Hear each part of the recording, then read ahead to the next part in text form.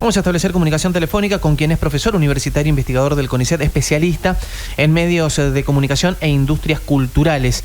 El profesor Martín Becerra tiene la gentileza de atendernos y compartir el aire con nosotros.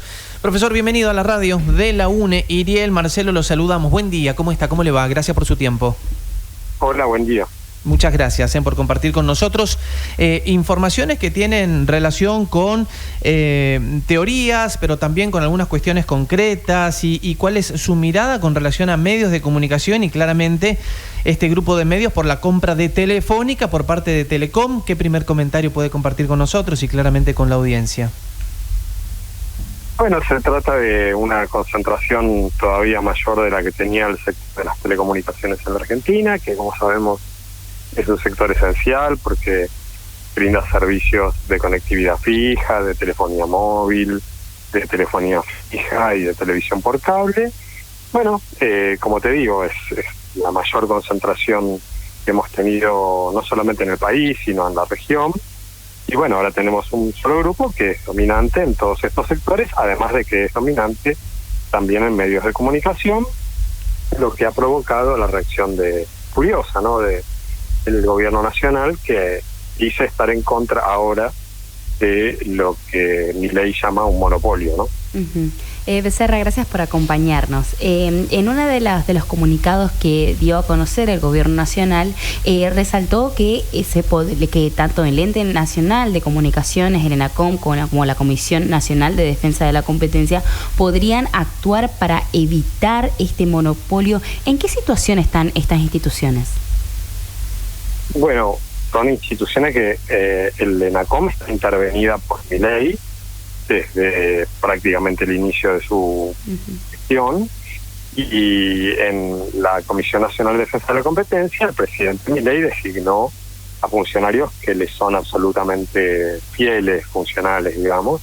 No los designó tanto por su capacidad técnica, que no es muy conocida, sino básicamente por su subordinación al dogma del presidente.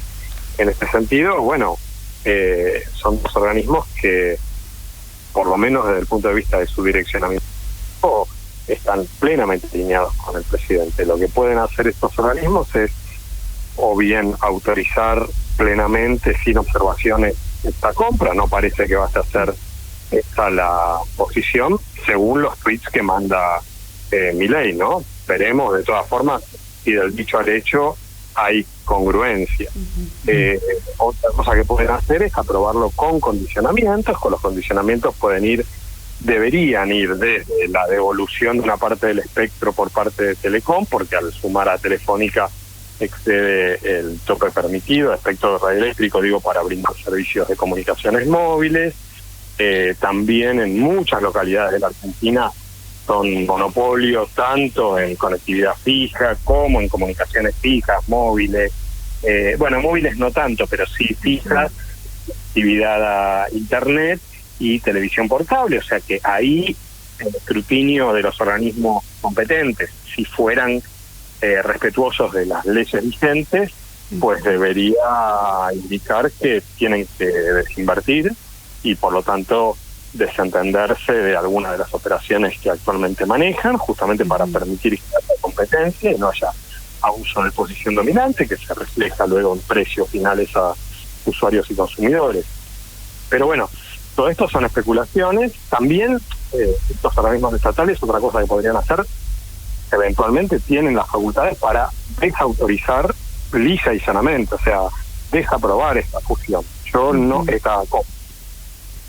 creo que eso ocurra porque la compra ya es un hecho consumado. Es decir, Telefónica en España informó que ya recibió el dinero, así que es muy difícil que esa compra sea completamente desautorizada, porque además, como bien sabemos, los accionistas del grupo Telecom, que son los accionistas del grupo Clarín, en esa eventualidad conseguirían muy velozmente la solidaria emisión de medidas cautelares por parte de jueces que les son cercanos, ¿no? Hay dos características, Becerra, de la gestión libertaria, ¿no?, que tienen que ver con las una impronta no particular que tienen, que es por una parte la desregulación de muchos mercados, pero también en esta época se revirtió esa declaración de servicio público, por ejemplo, de la telefonía móvil e internet. Entonces, ¿cómo se puede interpretar en términos políticos que el gobierno nacional esté particularmente interesado en evitar este monopolio, ¿no? En intervenir de alguna manera en estos servicios que, bueno, según la propia jerga del gobierno de Javier Milei, bueno, tiene que ver con un acuerdo entre privados, ¿no? Bueno, esa es yo creo que es la pregunta que falta responder. Tenemos algunos indicios. Por ejemplo, sabemos que hay aportantes de la campaña electoral de Milei, como Carlos Slim, que es el dueño de América Móvil, que opera en la Argentina la marca Claro de telefonía móvil, que obviamente estaba también interesado en la compra de Telefónica de Argentina, y que, bueno, obviamente con este acuerdo con Telecom, entre Telefónica y Telecom, quiero decir, quedó, bueno, sin el pan y sin la torta, como se dice. Tenemos otros empresarios de los cuales el presidente es una especie de grupo y de un fan adolescente, como es Elon Musk, que en la Argentina está comercializando los servicios de conectividad satelital a través de Starlink, que también podía estar interesado en esta operación, el grupo BERT, en fin, o sea, hay el propio José Luis Manzano, hay capitales empresarios que son muy cercanos al presidente Milei o sponsors del presidente Milei, que estaban interesados en esta operación y, bueno, quedaron desplazados con la compra ya realizada, ¿no? Entonces, ahí tenemos una posible explicación de la molestia del presidente con esta concentración de mercado, siendo él y su dogma tan defensor siempre de los monopolios privados y de evitar la acción estatal, que ahora la promueve. Claro. De hecho, él con varias de sus acciones ha desguazado y le ha quitado capacidad operativa y solvencia técnica a muchos organismos estatales, por ejemplo al ENACOM, que ahora debería mostrar músculo para entender esta operación. Es decir, él mismo fue uno de los artífices de que ahora el Estado sea más débil para evaluar con competencia técnica esta concentración. Martín, ¿cómo ve en el corto y mediano plazo el gobierno de Javier Milei y su relación con los medios, más allá de este hecho puntual, con los medios en general, teniendo en cuenta, bueno, esto justamente y varias controversias, sobre todo con varios grupos, ¿no?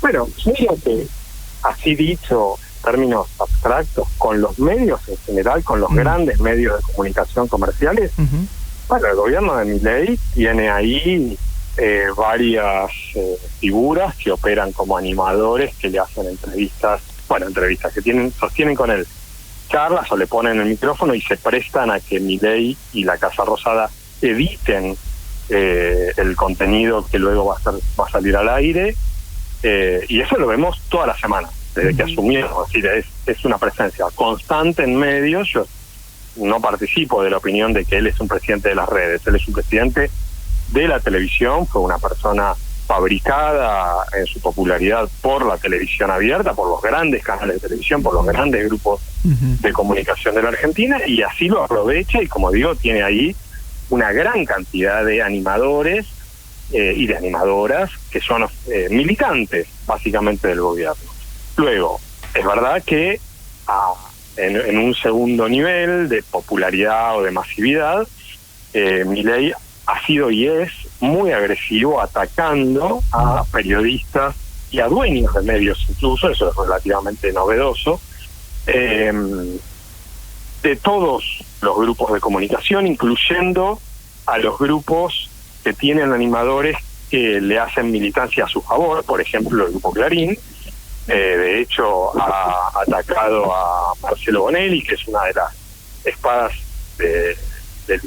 digamos, editoriales en temas económicos del Grupo Clarín. Bueno, ahí obviamente Milei es una amenaza para la libertad de expresión, no solamente de los periodistas, sino de la comunidad toda, porque además de el ataque a medios y a periodistas, también ha recortado por decreto el acceso a la información pública, que en la Argentina está regulado por ley, sin que el Congreso haya protestado por eso. Es decir, yo creo que es una... Y, por otro lado, en la relación con los medios, el gobierno ha disminuido sensiblemente la cantidad de dinero que pone en publicidad oficial, lo cual para muchos medios de comunicación es importante para sostenerse, pero la canalizó a través de lo que podríamos llamarles colectoras, a través de empresas que el gobierno maneja, por ejemplo YPF. Entonces ha hecho un uso de la publicidad oficial más, si se quiere, más pícaro, más dentro de lo que la ley le permite. Se ha movido con mayor astucia que gobiernos anteriores, porque tiene a su favor el discurso de que no hace publicidad oficial desde la Casa Rosada, pero adorna y premia a los animadores de línea editorial oficialista, pagándoles suculentas sumas a través de YPF, de Banco Nación y de otras empresas que maneja el gobierno. Hay un dato que no me gustaría dejar pasar, porque estamos hablando de esta cuestión de la defensa del consumidor, el ataque a periodistas, las injerencias del gobierno en los medios. Bueno, estamos a un año, ¿no?, del apagón de Telam, para contextualizar un poco lo que tenía que ver con esa cuestión informativa tan importante en nuestro país. Pero Martín, también te quería consultar en este contexto que hablamos, ¿no?, de la problematización de la construcción de los diálogos democráticos, sobre todo en los medios de comunicación. Y bueno, ahora en este momento estamos desde un medio público, ¿no? ¿En algún momento existe en nuestro país esa construcción de una ley de servicios de comunicación audiovisual? Que bueno, hubo muchas controversias en ese tiempo también con el Grupo Clarín. ¿Cómo se puede pensar una regulación, una reglamentación de estas cuestiones en nuestro país en este presente, ¿no? Porque bueno, hablar de esa ley nos queda atrás en el tiempo.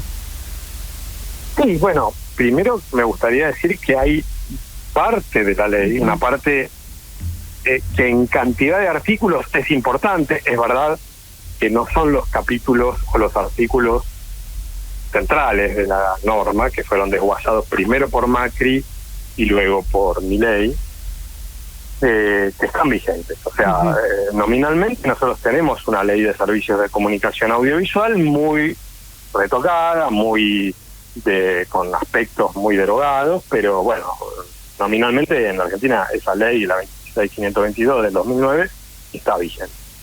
Dicho esto, una regulación de las comunicaciones hoy ya no debería, creo yo, restringirse al ámbito de medios audiovisuales como la radio y la televisión, como sí sucedió en 2009, sino que debería integrar la moderación de contenidos que realizan las empresas dueñas de las grandes plataformas, que son las que editan cotidianamente el flujo informativo y de opiniones que recibimos los millones de argentinos y argentinas.